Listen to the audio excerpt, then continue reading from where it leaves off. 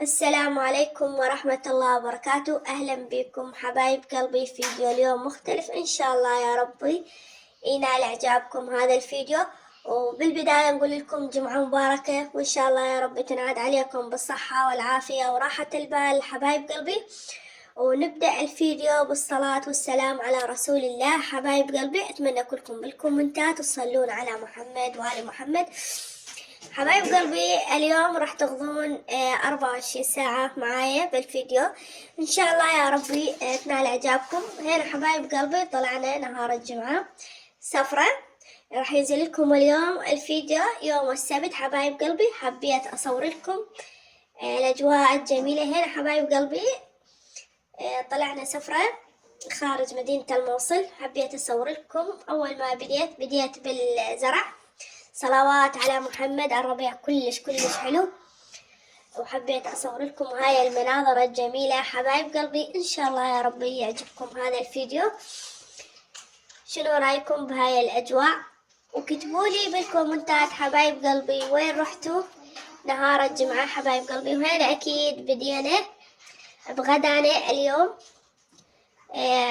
ناس شايلة دولمة وناس شايلة تمن، يعني مختلطة. أنا حبايب قلبي هذول بيت أهلي مسوين دولمة، والصراحة أنا هم مسوية دولمة وأريدكم تقيمون. وهنا بيت أخويا شايلين، بيت أختي العفو شايلين دجاج وتمن مثل ما واضح عندكم بالفيديو. اكتبوا لي شنو الغدا مالكم نهار الجمعة صار حبايب قلبي. صلوات على محمد. التمن كلش حلو مبين من منظره، وأكيد الطعم طيب. أعتذر من عندكم لأن شوية صوتي متغير. صراحة عندي فلاونزا، بس حبيت أمنتج لكم الفيديو وما تأخر بيه حبايب قلبي. وهنا أكيد سفرة بيت أخويا، وهذا بيت أختي مسوية كبسة. وهنا أكل بيت أهلي، مثل ما قلت لكم مسوين دولمة، مسوين يعني جايبين دجاج من المطعم. وهنا حبايب قلبي أعتذر من التصوير لأن ابني مسك الموبايل ما أعرف إيش سواله فتغير شكل الدومة. بس شنو رأيكم بهذا المنظر الحلو حبايب قلبي؟ الشكل ولا غلطة، أكيد الطعم 100%. وهنا حطيت بأسفل الجدر مال الدومة حطيت باجلة، وما أحكي لكم على الطعم كلش حلو. وهنا حبايب قلبي بدينا نغسل المواعين. راح تقولون ليش تغسلونهن، ليش ما تاخذونهن على البيت؟ هنا أختي عندها وسواس، شي وسواس مال نظافة، فجايبة زاهي معاها وجايبة المواد مالت التنظيف كامل، فقعدنا نغسل مواعيننا سوا. وهنا أكيد من بعد ما واحد تغدى لازم يختمها بغلاس شاي على الفحم حبايب قلبي. هنا صراحة سوى قوريا، لأن مثل ما تعرفون احنا ما شاء الله صلوات على محمد عددنا كلش كبير. وهنا مع صبة شاي. ما أعرف ليش ما حطوا صينية بالقاع بعدين صفوا القلاصات، ما أعرف شنو السبب. وشنو رأيكم بهذا الشاي المهيل أكيد على الفحم، أكيد ولا غلطة حبايب قلبي.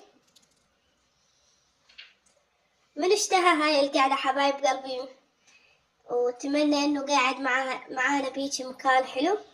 وهنا بديت اصور لكم من بعد ما تغدينا وكملنا وارتاحينا، حبينا نطلع نتمشى، يعني لان تعرفون احنا طالعين فلازم واحد يستمتع بالمنظر، ولازم نصور لكم اكيد حتى تشاهدون انتم متابعين الحلوين، تشاهدون الفيديوهات وتعيشون الحالة معنا. وهنا حبايب قلبي حبيت أصور لكم هذا الغنم. هذا الغنم حبايب قلبي مو سارح بالزرع، هذا هاي المنطقة مفتوحة بس بها ورد وهاي، فهم يعني يسرحون بها. وكتبوا لي بالكومنتات شنو رايكم حبايب قلبي، وكتبوا لي وين رحتوا وين جيتوا نهار الجمعة أو الخميس. أكو ناس يعني تطلع نهار الخميس، وأكو ناس تطلع يعني خميس وجمعة، فإحنا الصراحة طلعنا نهار الجمعة. هنا عاد أقول لكم حطوا لي لايك، أتمنى تشجعوني بالفيديوهات، تكثرون التعليقات الكومنتات. صراحة تفاعل قنواتي 2 كلش نازل، فأتمنى تشجعوني حبايب قلبي. وهنا حبيت أصور لكم الأجواء، وإن شاء الله يا رب تستمتعون بهذا الفيديو، يكون خفيف عليكم وما تملون من عنده حبايب قلبي. هنا يعني عينكم وما تشوف بس الخضار، صلوات على محمد. وهم كان يعني أكو ناس كثيرة يعني اعتبارا أن الموصل كله طالع. الحمد لله يا ربي، الله يأمن الأمن والأمان على جميع محافظات العراق حبايب قلبي. وهذا المكان اللي كنا قاعدين به يعني عبارة بس عن عوائل مثل ما واضح عندكم بالفيديو حبايب قلبي. احنا ظلينا تقريبا ل6 المغرب ومشينا. اكو ناس يعني ظلت لليل، بس صراحة احنا اختصرناها، صارت الساعة 6 رجعنا على البيت الحمد لله يا ربي. اكتبولي بالكومنتات الاجواء نهار السبت يمكم اشون. احنا الصلوات على محمد عتمطر هسه، انا وادم انتج لكم الفيديو عتمطر يمنا حبايب قلبي. وهنا صراحة تعبت ما اقدر امشي، فحبيت اقعد شوية واصور لكم. هنا عاد اصور لكم العالم بدت يعني ترجع على بيوتها. وهنا حبايب قلبي ختمنا طلعتنا الحمد لله، رجعنا سالمين غانمين حبايب قلبي. وحبيت اصور لكم الطريق ما شاء الله عبارة عن ناس مثل ما قلت لكم. الاجواء كلش حلوة يعني، كان الشمس واكو ناس يعني ما راحت على المكان اللي احنا رحنا عليه. احنا عبرنا السيطرة وقعدنا.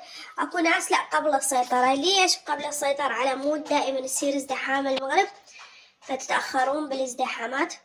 فهنا الناس قاعدة، وهم يعني مرة يعني اللي ما عنده سيارة يقف هنا وينزل على مود التاكسيات تكون قريبة عليه حبايب قلبي.